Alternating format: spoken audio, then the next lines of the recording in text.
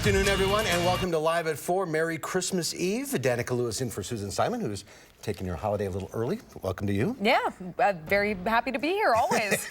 I'm already just like all jumbled up. Right. Leaving tomorrow. You're traveling tomorrow, so. Yep.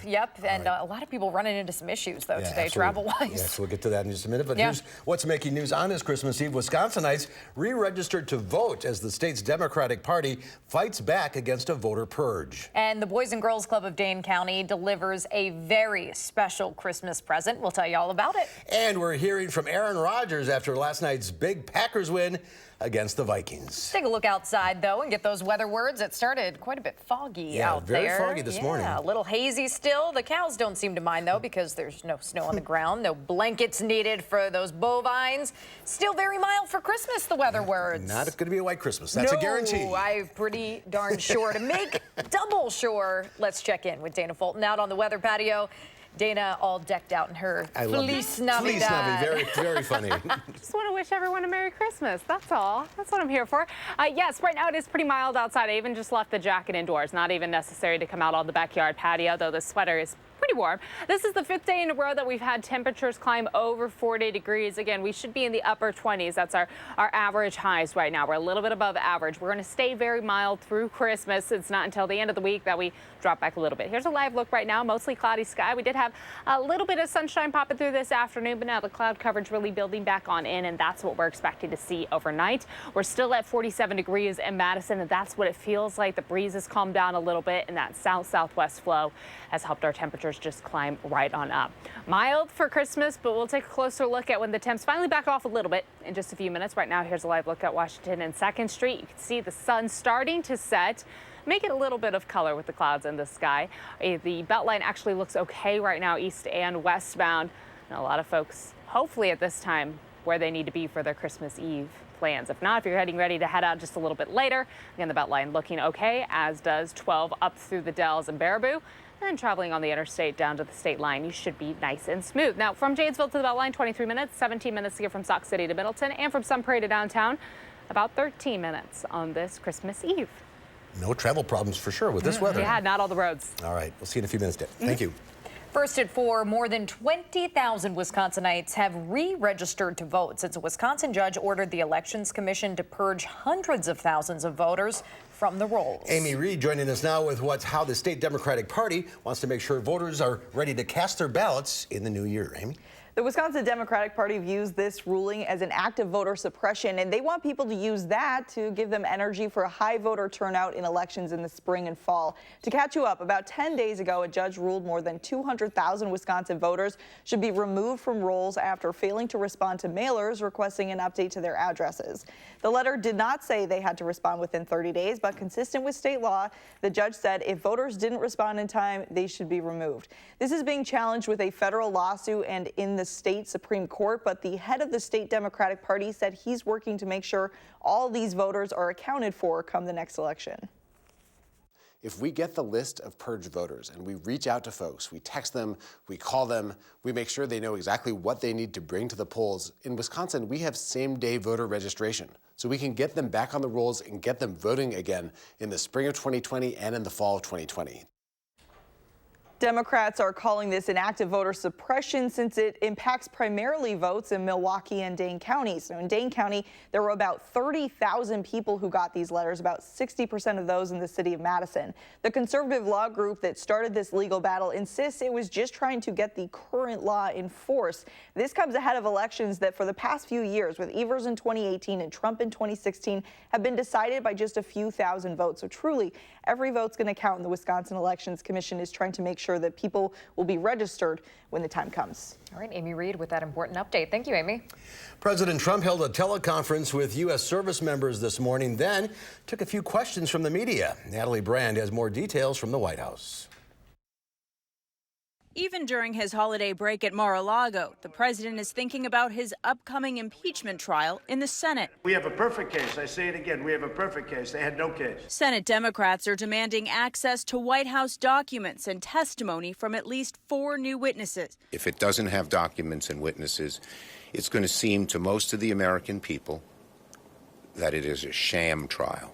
But President Trump, who had previously said he would like to call his own witnesses in a trial, now says he'll leave it up to Senate Republicans. We have the majority, and it's up to Mitch McConnell. And we have the majority, and now they want McConnell to do wonderful things for them. I mean, he's going to do what he wants to do. The president also addressed North Korea's threat of a, quote, Christmas gift for the U.S. We'll see what happens.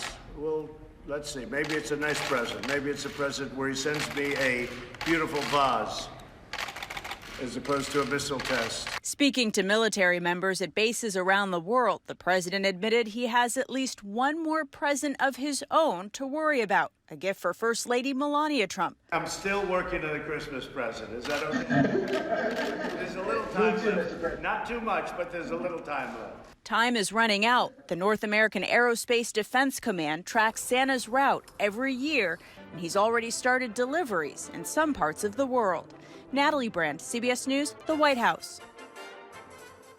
And President Trump took time to go to his golf club after that teleconference with military members. Back in Madison, developing this afternoon, they're looking for a man who reportedly robbed a gas station at gunpoint. Officers were called out to the BP in the 4200 block of East Washington Avenue around 7:45 yesterday morning. That's where a suspect in a blue mask over his face allegedly showed a semi-automatic weapon and stole multiple items.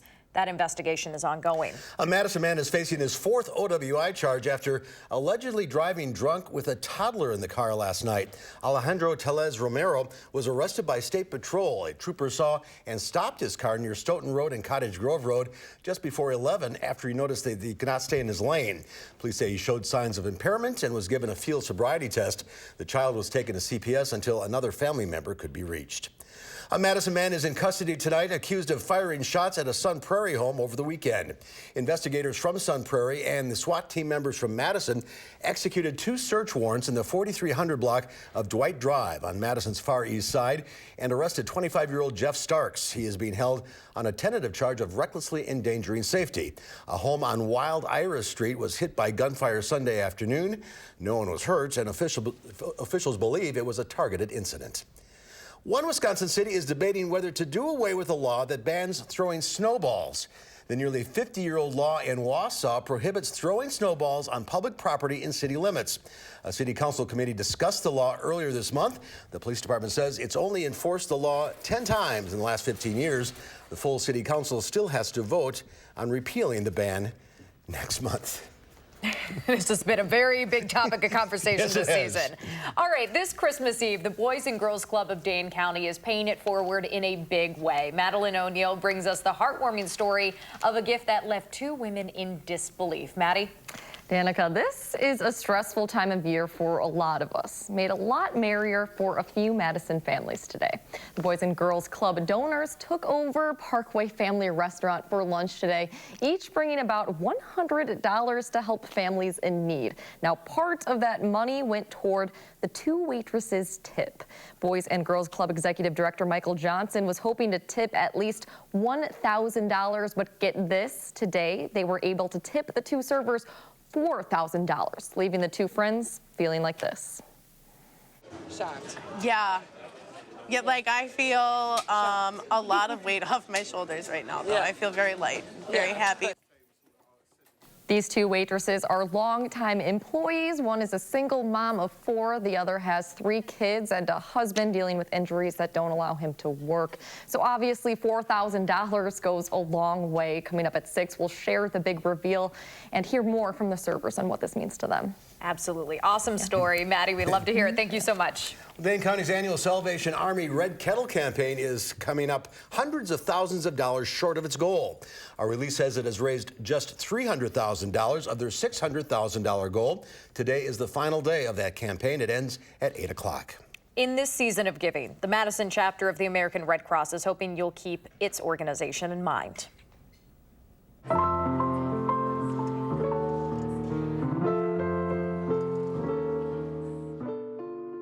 So today marked the 34th annual Holiday Blood Drive held over at the Alliant Energy Center. It takes a number of volunteers to pull this off each year, including Dave Barman. He's an Army veteran who's been working at that drive since 1985.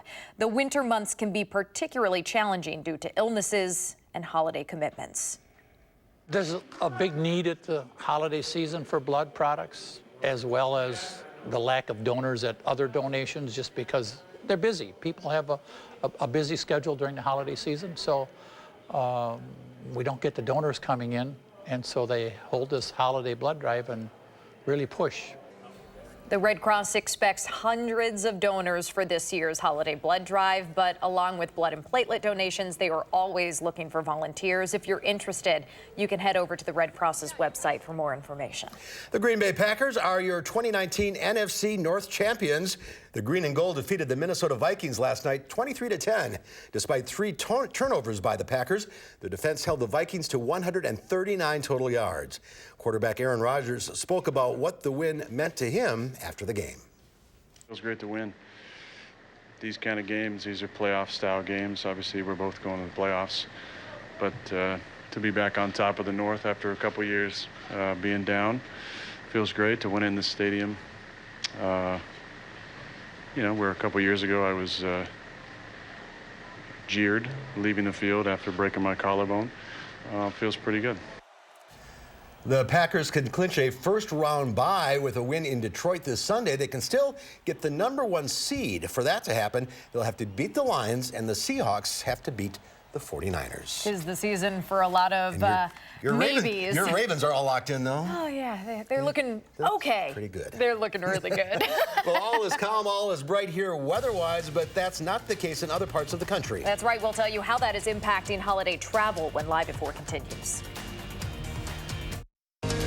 You're watching News 3 Now, live at 4.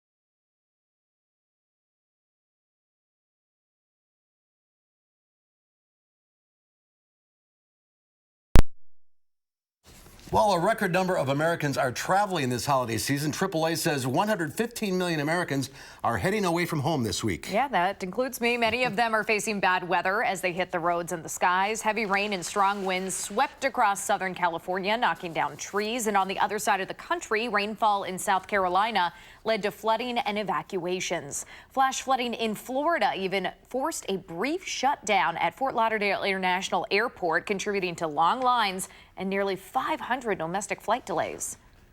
Literally took us 30 minutes to go across the loop-de-loop that goes into the airport, and our Uber was so annoyed because he had to sit through all the traffic.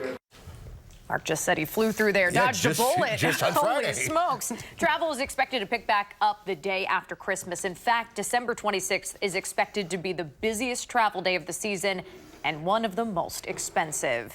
And speaking of weather delays, dense fog caused delays at Chicago's O'Hare and Midway airports today. The FAA briefly grounded all flights, but flights are now back up and running since the fog cleared. Nearly 50 flights, though, were canceled at O'Hare and more than 70 over at Midway. And some people are bringing more than just carry-on luggage on flights. Emotional support animals are becoming more popular. Last year, over 1 million passengers traveled with a variety of service and emotional support animals, but the increasing number of exotic animals on board, like pigs and turkeys, has some calling for new guidelines from the government. Right now, passengers must present medical documentation for why the animal is necessary, and they're supposed to be well behaved. But a spokesperson for the Association of Flight Attendants says that's not always the case. We need more concrete guidelines for emotional support animals because they are causing safety, health, and security issues on board our aircraft. Last year, Delta Airlines reported more than 40 instances of aggressive animal behavior in their aircraft cabins. Airlines such as American and Delta are starting to limit emotional support animals to dogs and cats. I think that's reasonable. Pig. Stocks ended lower in a holiday-shortened session. The Dow Industrials lost 36 points, closing at 28,515. The Nasdaq managed a 7-point gain, but the S&P 500 was off fractionally. Well, it's been a year of meatless burgers, unicorn IPOs, and big gains in the stock market. Diane King Hall has a look back at the top business stories of 2019.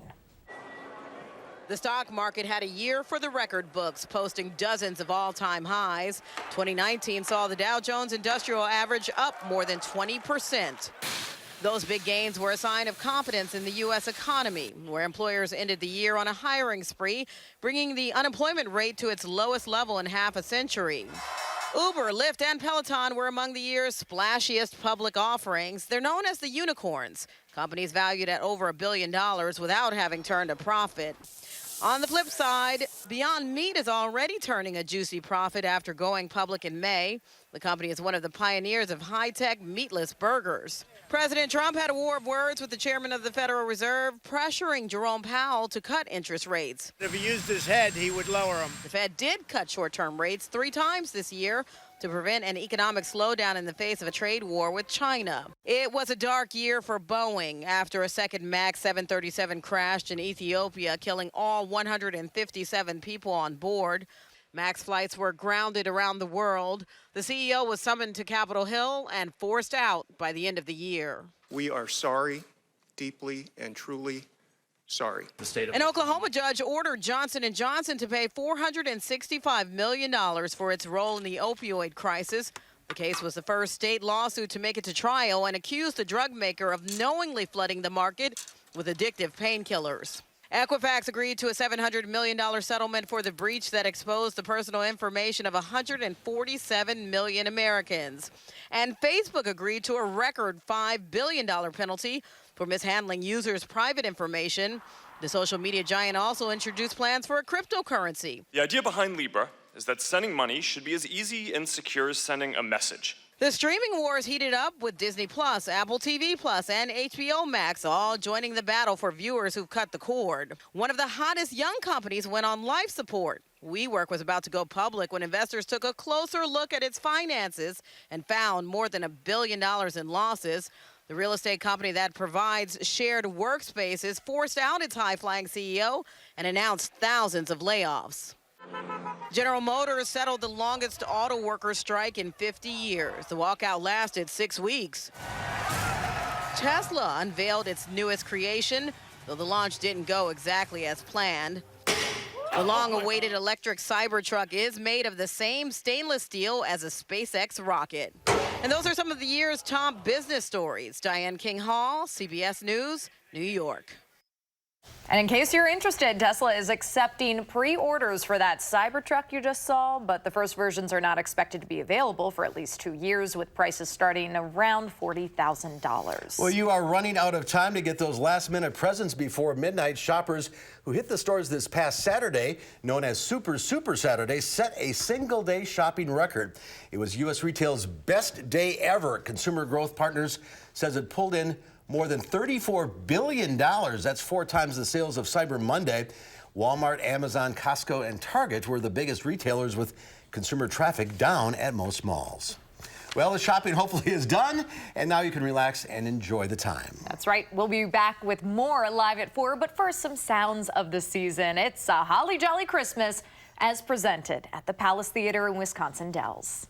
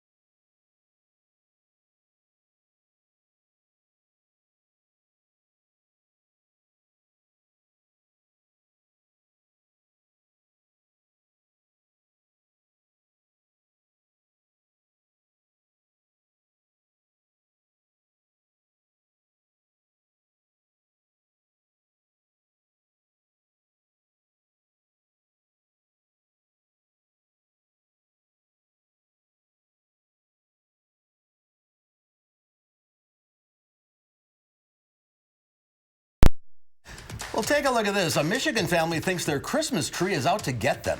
Just as Dad finished cutting down the family tree with a chainsaw, it falls right on top of his wife, knocking her to the ground. She isn't injured and laughs the whole thing off. The family then loads the tree onto the truck and heads home. With snow still on it, they place it in their living room, and the tree strikes again. As their youngest boy runs into the room, it falls over a second time and lands right on top of their daughter. Oh my gosh. Thankfully, she isn't injured either. I don't know. Oh my the tree might be... That's a haunted tree right there. Might be out to get them.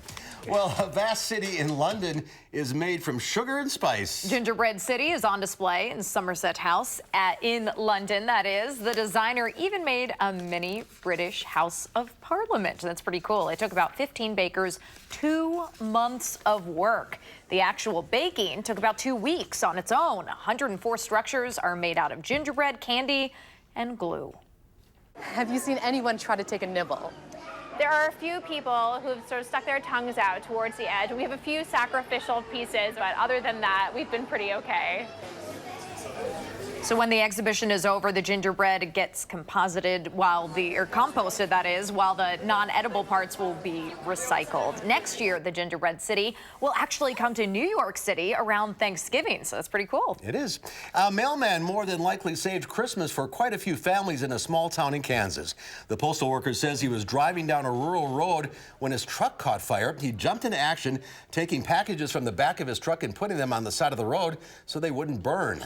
Firefighters say the truck was completely in flames by the time they got there, but luckily the driver removed all the packages before any were damaged. And he wasn't hurt. Wow, look at that truck. That's Holy a fire. Smokes. Wow. Well, it is time to check in on Santa's location on this Christmas Eve. Over 60 years, NORAD and its predecessor, the Continental Air Defense Command, have been tracking Santa's Yuletide flight as he leaves the North Pole. Right now, he is scooting along. He left the North Pole at about 4 a.m., stopped in Russia and Asia first, just in time for Christmas Day there. Right now, he is moving through Switzerland, it looks like. Of course, we have the link to Santa Tracker on channel3000.com.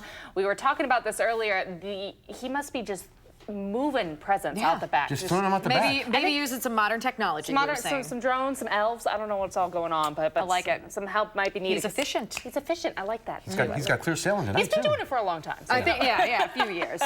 Clear sailing tonight. Would have needed Rudolph this morning. Would have needed Rudolph and might need Rudolph for some areas tomorrow. Now, we're looking at a mostly cloudy sky tonight, but the ride should be smooth. Yes, no rain moving on in. And no Christmas lights. Aww, so sad. All right, we're going to talk about this right after the break. Come on, neighbors, get it together.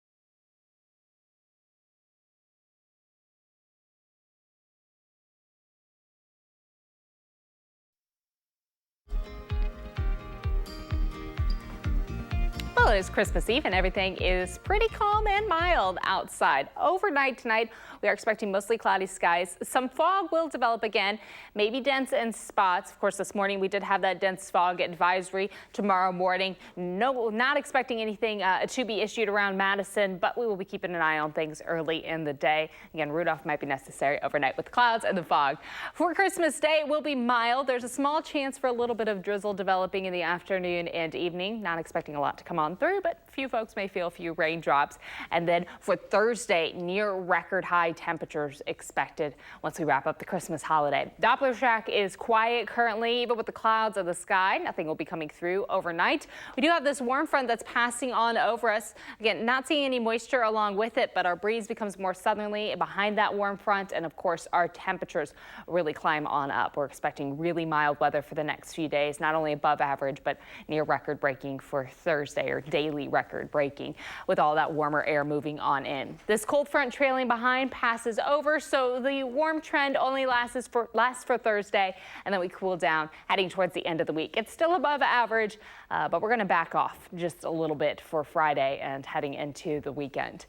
Overnight, mostly cloudy with the breeze again coming from the south. Temperatures won't drop too much from where we're at right now. We'll be falling to the upper 30s to start off Christmas Day, so a mild start to the day. Won't be too breezy outside, just a cloudy start. In the afternoon, still seeing a mostly cloudy sky with a small chance for some drizzle coming on through.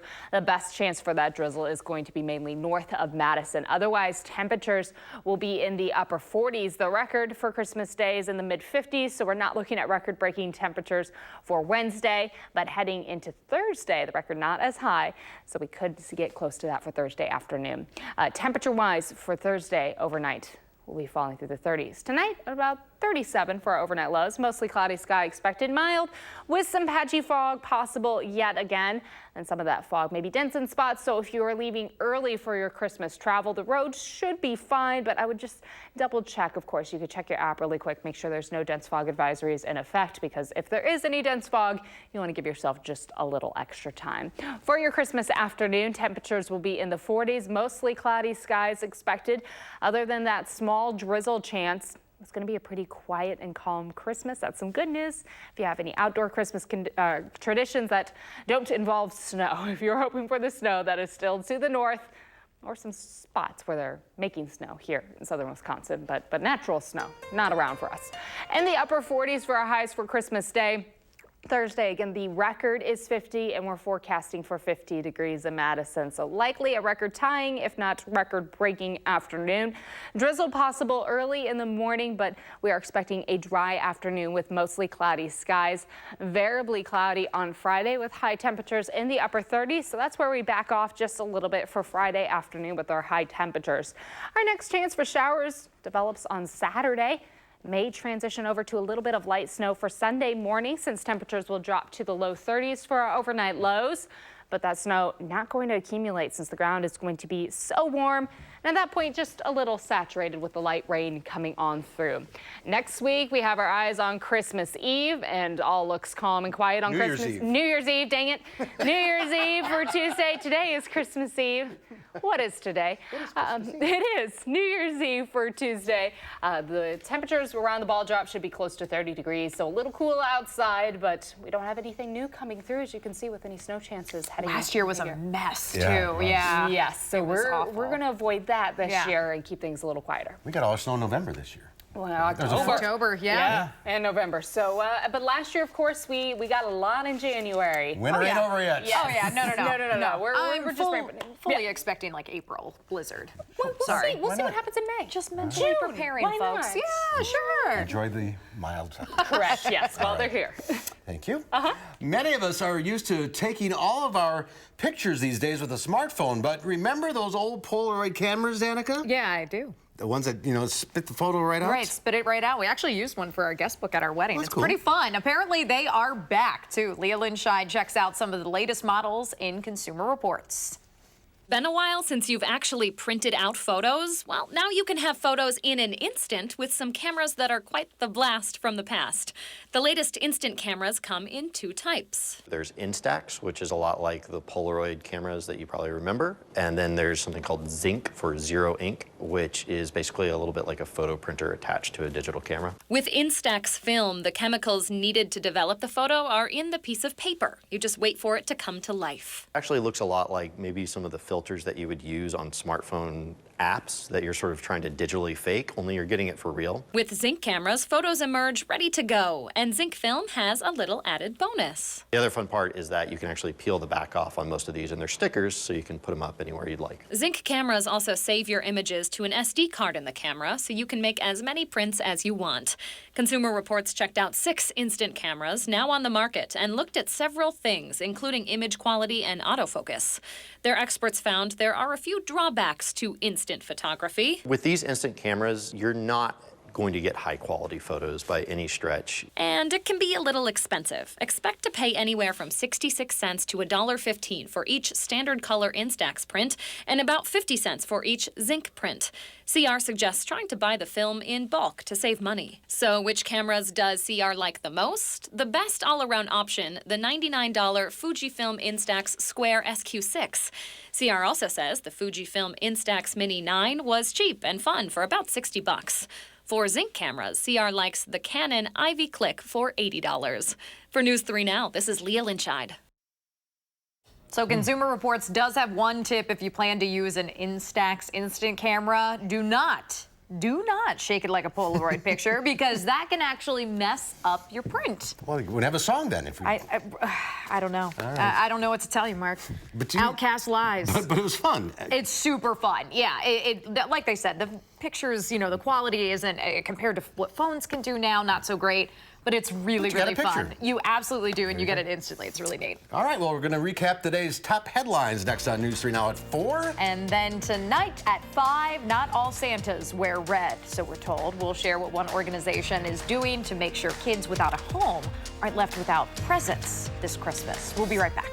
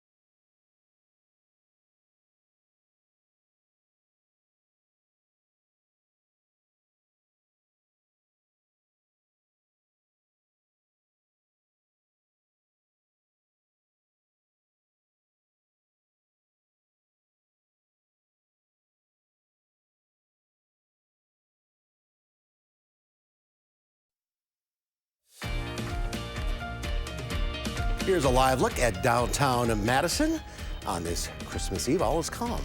And here's a look at what's making headlines on this Christmas Eve. More than 20,000 Wisconsinites have re-registered to vote since a Wisconsin judge ordered the Elections Commission to purge hundreds of thousands of votes from the rolls.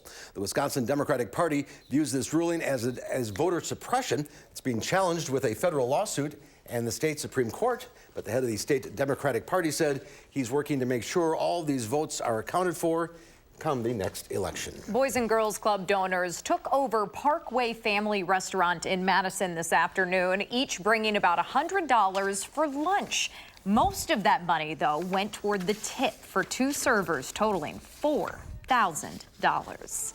Christmas celebrations are already underway around the world. A large crowd attended Mass in Istanbul, Turkey's largest Roman Catholic church, this Christmas Eve. Holiday services also underway in Bethlehem, and the Vatican set to celebrate midnight Mass later on. Well, if you still need to hit the road this Christmas Eve, Dana has an update on your First Alert forecast. And we are getting everyone in the holiday spirit with the help of some very talented friends. Stay tuned for that next on Live at 4. For a forecast that keeps your family safe, watch First Alert Weather.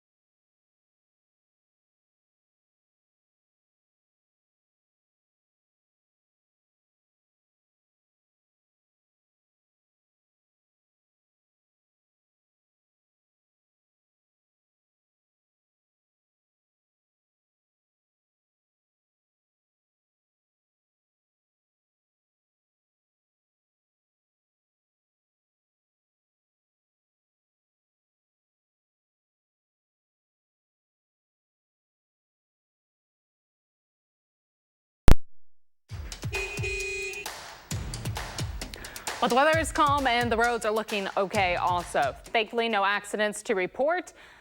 There's a little mist on the camera. We've lost focus, but East Washington and 2nd Street, you can see The red dots are cars, and they're moving along fine right now. Again, we don't have any accidents on the Beltline. Things look okay, both east and westbound. 12 all the way up through Baraboo and the Dells should be pretty smooth, and then 90 all the way down to the state line, actually looking pretty smooth right now as well. Downtown Janesville, we don't have the usual delays either, and a lot of folks off work, but if you're trying to travel to any Christmas Eve dinners or get to your spot for Christmas Day, again, the major highways do look fine. From Janesville to the Beltline, 24 minutes, 16 to get from Sauk City to Middleton, and some Prairie to downtown, about 13 minutes this evening. That's a quick look at traffic. All right, thank you so much, Dana. It looks like these animals here, well, they're over at the Cincinnati Zoo and Botanical Gardens, and they made the nice list, we're going to say. Santa Paws visited the zoo's newest and nicest residents, bringing gifts for red pandas Audra and Lenore and Fiona the hippo, among others. And if you're wondering what to get the cheetah, who has everything apparently, it's a giant teddy bear. Yeah, of course. Of course. Everybody knows that.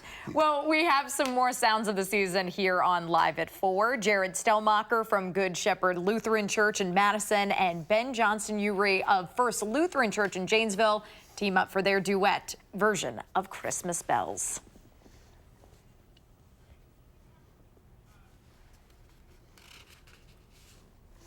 Oh, we were hoping to hear some Christmas bells. Yeah, we were hoping. They were on earlier. They were, and it was unbelievable seeing them go over each other. Once you see this video, it is insane. Let's take a look right now.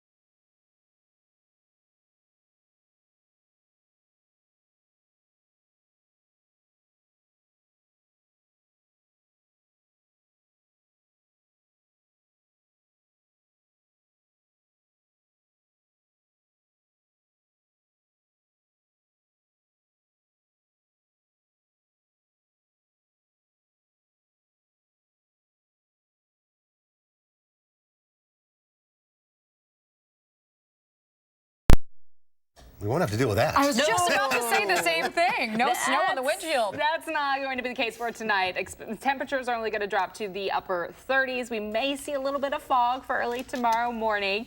And then for your Christmas day, sleepy nap time after you get, of course, the presents, and whether you're doing brunch or if you do a big late lunch, whatever you got to do to get loaded up with food. Temperatures will be in the 40s.